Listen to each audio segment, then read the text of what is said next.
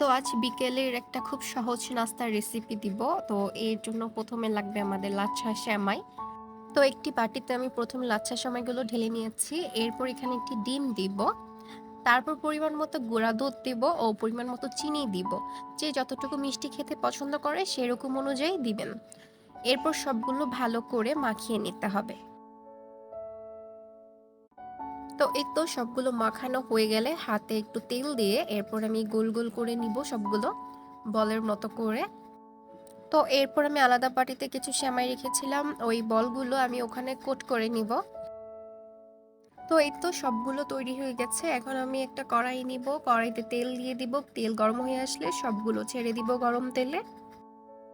Medium আঁচে সবগুলো ভেজে নেব। তো তারপর এরকম কালার হলেই নামিয়ে নিলে হয়ে যাবে আমাদের মজাদার বিকেলের নাস্তা। খুব কম সময়ে এই নাস্তাটা তৈরি করা যায়, আর আমাদের সবার বাসায় কম বেশি লাচ্ছা সেমাই থাকেই। তো এই নাস্তাটা ইজিলি করা যাবে এবং খেতে খুবই সুস্বাদু হয়।